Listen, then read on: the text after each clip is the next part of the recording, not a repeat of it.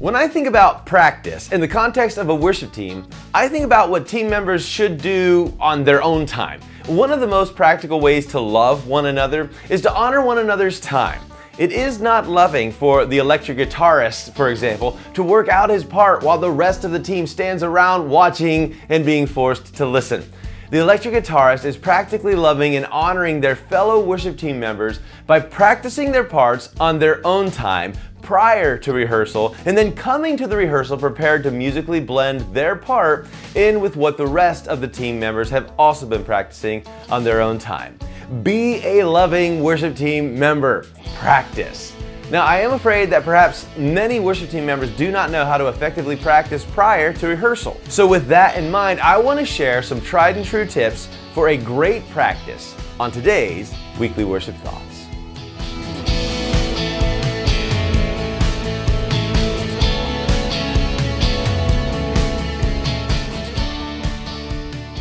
Practice does not make perfect. I'm sure you have heard the old adage, practice makes perfect, and it is a cute slogan, but it's not correct. The reality is that good practice makes better, and bad practice actually makes worse. Merely playing the parts will not make you better. Practicing sloppily will train your muscles to perform sloppily. When you practice, do your best. Treat your practice as if someone were watching. The reality is, someone is watching.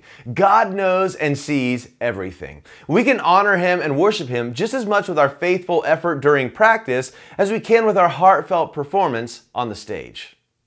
Use song sheets. Personal practice is the perfect time to work out all of the kinks. Now, I like to print out all the song sheets, making notes along the way as I practice the different parts. And the notes will vary depending on what instrument I'm playing, but they help me to memorize my parts. The notes also help me to remember parts quickly if we end up playing this same song a few weeks or months down the road. Sometimes I'll even create my own song sheet rather than use the one that the worship leader provided. Doing so can be an especially helpful method of memorization, and it also helps to have the correct chords on the sheet so that I don't have to continually transpose the chords in my mind. As soon as possible, though, I want to move from depending on the song sheets to simply having them on hand as a reference. Use a metronome. Practicing with a metronome helps me to get used to playing the song at the correct tempo. Remember that bad practice makes worse. Well, practicing at the wrong tempo can actually cause you to be less prepared for rehearsal. Practicing with a metronome also helps me to locate any trouble spots in the song. If I find a spot where I tend to speed up or slow down, I'll be mindful of that during the rehearsal. But I might also end up spending extra time practicing that particular part on my own.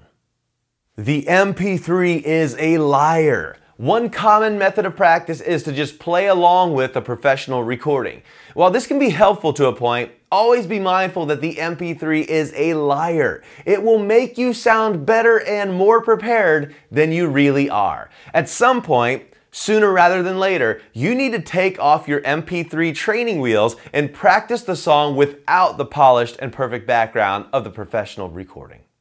Recording yourself is the ultimate truth teller. Rather than play along with a professional MP3, take a quick moment to pull out your phone and record yourself. If possible, record with a metronome clicking away so you can hear both yourself practicing and the metronome. Then listen back through and assess the truth of your performance. Take notes on what sounded good and on what did not sound good, and then try it again and keep going until it sounds just the way that you want it to. 20 minutes per day keeps the unprepared nerves away. Too often, our practice consists of doing nothing, doing nothing, doing nothing, and then trying to cram in a 3-hour practice right before rehearsal. Or even worse, only having 10 minutes before rehearsal to try and learn your parts. I get it, we're busy, but the truth is that our brains tend to shut down after approximately 20 minutes of intense concentration. Therefore, a 20-minute practice each day is actually far more beneficial than a single 3-hour practice would be. Last but not least, have fun. Don't forget that music is actually fun. That's probably why you started playing it to begin with. Along with that 20-minute practice per day, throw in 5 to 10 minutes of just playing around and discovering your instrument. Get creative, have fun. There is a time for everything. And when it's time to have fun, have fun. When it is time to really focus and practice, practice well. Now in the book, I offered some quick notes about how to take notes for each instrument. Let's quickly take a look at my notes about notes. Acoustic guitar. Write down notes about strumming patterns and when to play or not to play during the song. Sometimes I write slash marks to let me know how many beats each chord will get, or I'll quickly draw a whole note, a half note, a quarter note, an eighth note, or even a 16th note to give myself a basic idea of what kind of strumming pattern needs to be played in each part. I also tend to underline chords that switch faster than the rest, and I draw a triangle over the chords that are held, or a triangle with an exclamation point next to it on a chord that represents a hard stop. And these simple notes help me to quickly and easily remember my part for the upcoming service. But they're also super helpful to pull out in the future as a quick reminder of the parts that I had previously practiced. Bass guitar. Write notes about when to play or not to play, the plucking pattern for each part, and where to play fills or notes up the octave. Similar to the acoustic guitar, sometimes I will write slash marks to let me know how many beats each note will get, or I will quickly draw a whole note, half note, quarter note, eighth note, or even a 16th note, again to give myself the basic idea of what kind of plucking pattern I need to play in each part.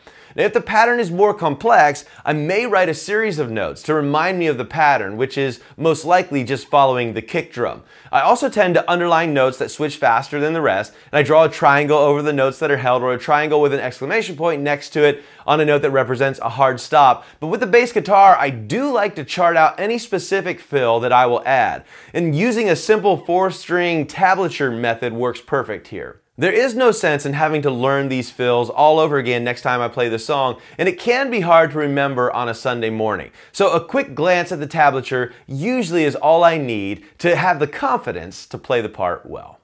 Drums. Make notes about when to play or not to play, the kick and the snare pattern, and whether your power hand is using an open or closed hi-hat, ride, or crash. Also jot down notes about where specific fills belong. For me, taking drum notes is a little more complicated. Because the drums are so foundational, I really want to take great notes and ensure that I'm playing the exact same parts week after week. Everyone is depending on me to do that, so I typically rely on charting out the exact drum patterns for each section. I do not bother to chart out the exact fills, but I like to write an asterisk and to give an idea of how long the fill is supposed to be.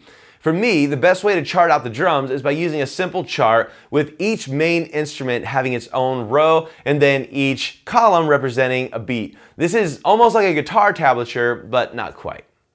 Electric guitar and keyboard. Write notes about when to play or not to play, the sound effects you are using, and where you are responsible for any signature song parts.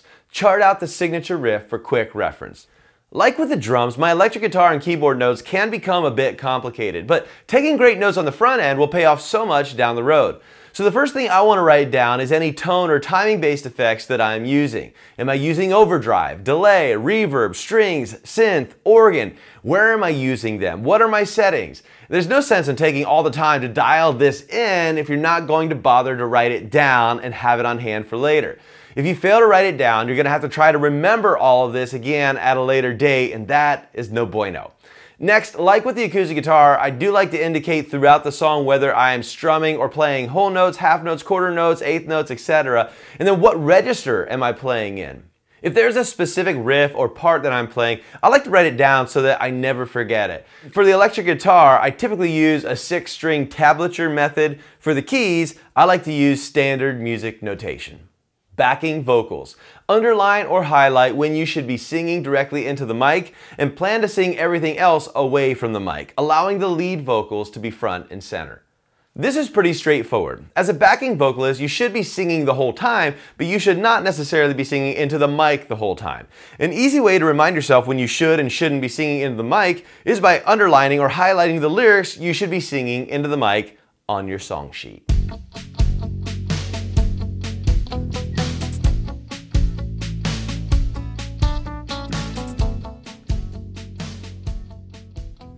What was one interesting truth or idea that stood out to you today, and how do you think that truth or idea will help you in the future? Do you agree that one of the most practical ways to love one another is to honor one another's time? Why or why not? Why would it be loving to the rest of the worship team if you practiced on your own time and came prepared to rehearsal? On a scale of 1 being not great to 10 being awesome, how productive do you think your current practice methods have been? What practical elements have made your personal practice the most or least productive? In what ways do you think the entire worship team and congregation would be affected if each member of the worship team used these tips for a great practice on a regular basis?